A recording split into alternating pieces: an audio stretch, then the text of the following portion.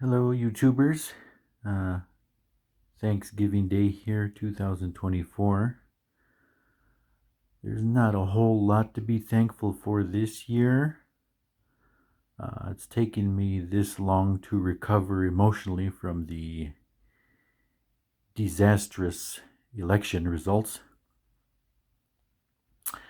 So, America has decided that a convicted felon is the right one to lead us. I'm still trying to wrap my head around that.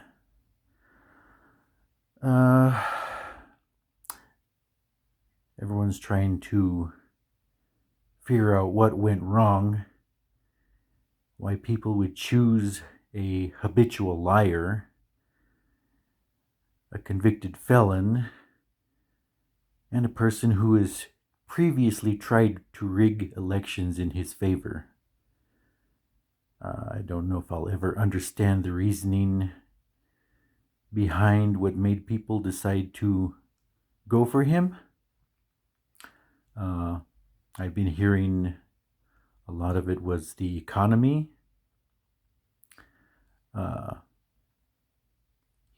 Trump has already promised to install tariffs, and this is just going to make things worse.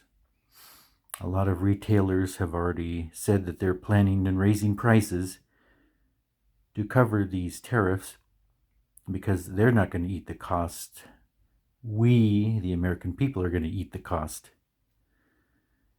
And so, yeah, a lot of people who voted for him thinking he's going to make the economy better, you've got a big surprise coming.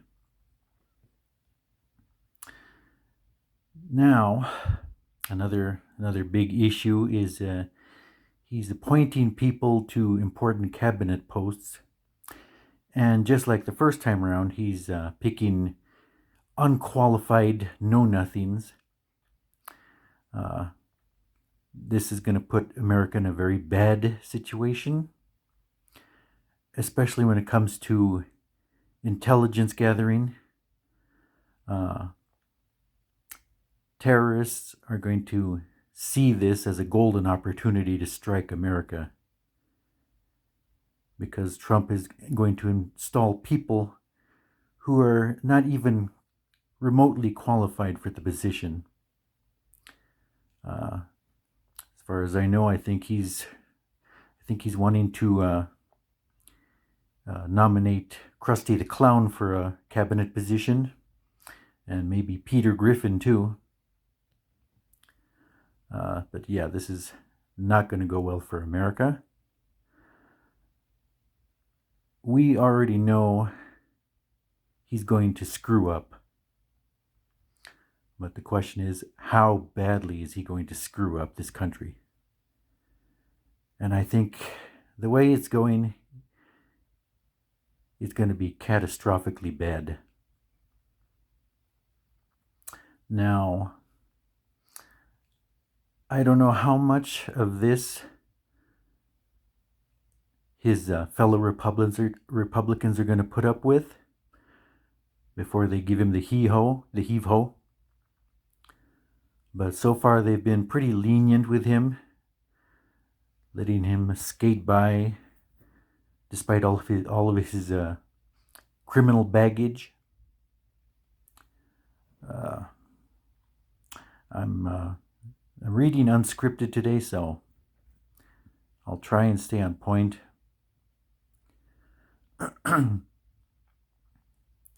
Now,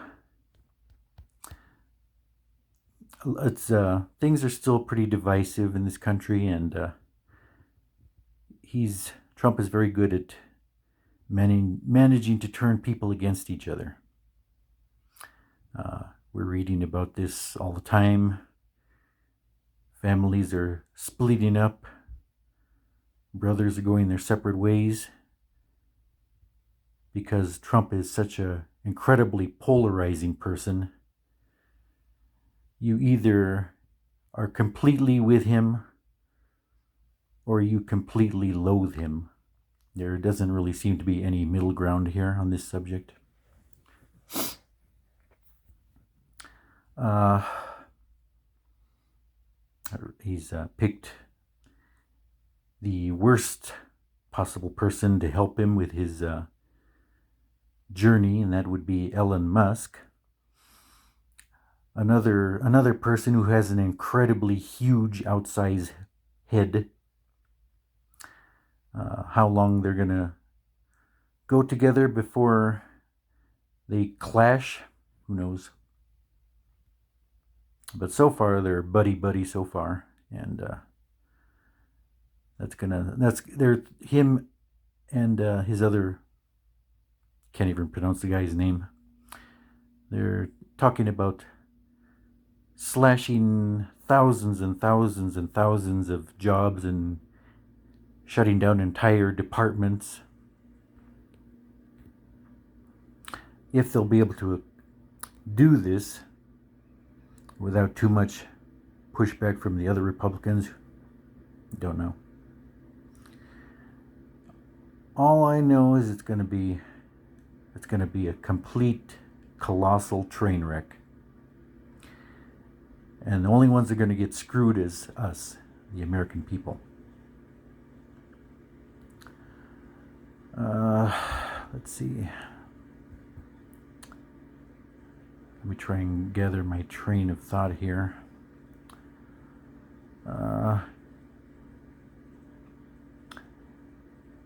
You can expect a lot more divisiveness and unfairness.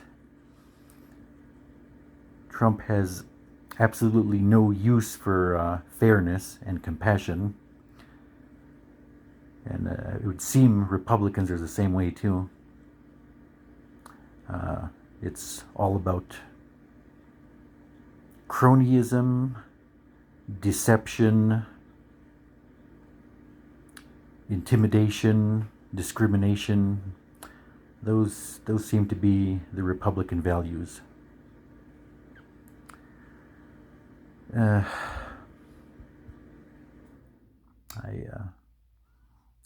It's taken me a while to get around to shooting this video. I've been emotionally drained by the whole situation. A trending topic lately online is how to undo your vote. You can't undo your vote. It's too late. You should have did your homework before you voted. It's too late. There's nothing that can be done now.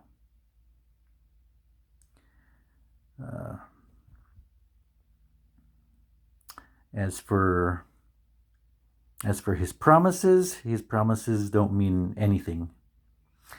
At least not promises of anything to do anyone any good. The only promises he's gonna keep is revenge against personal and political enemies, slashing departments left and right. You can be guaranteed he'll be giving more tax cuts to the billionaires, but none for the middle class or the poor people. No, only rich people matter to him.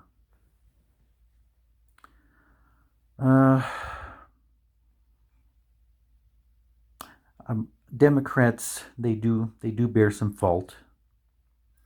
I'm not gonna let that skate by.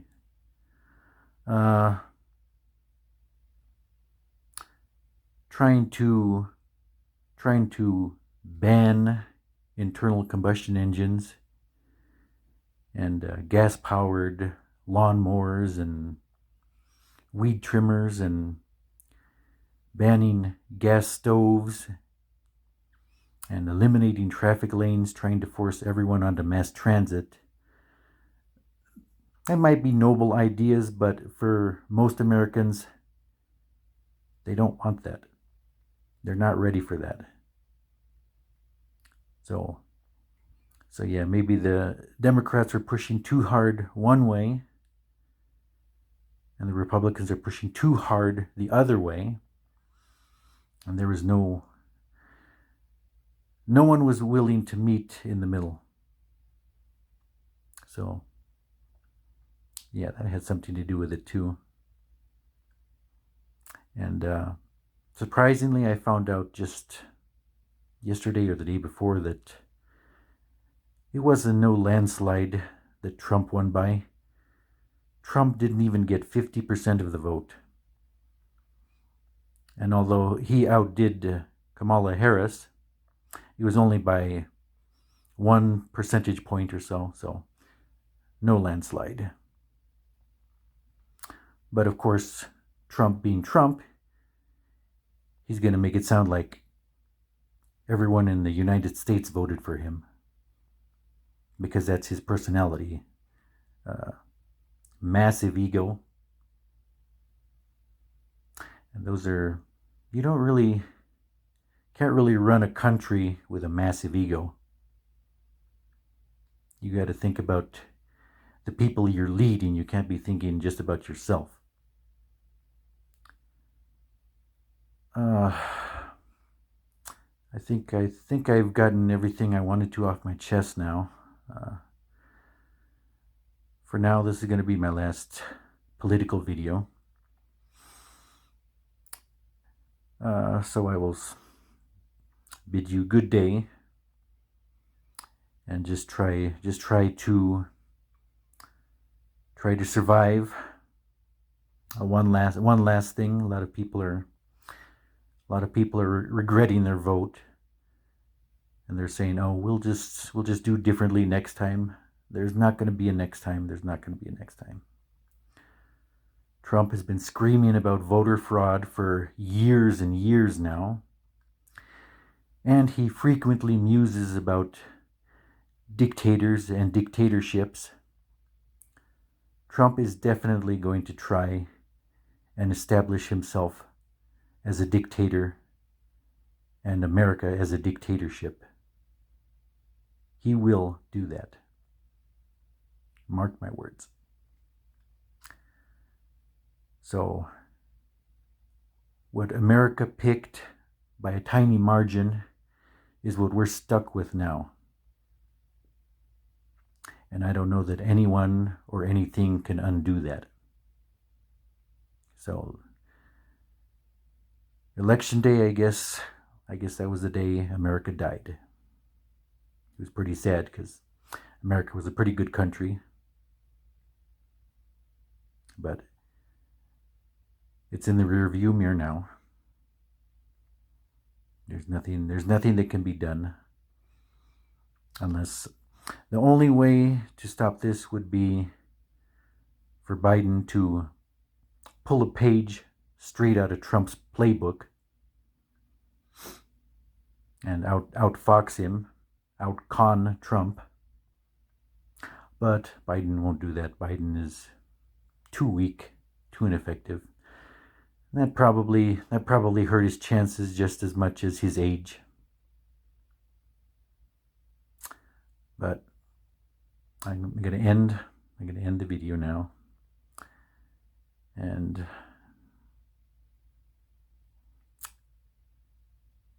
just try and survive. We'll have to see. We'll see where we are in a year. We'll see if things get any. We'll see how bad things get. Good day.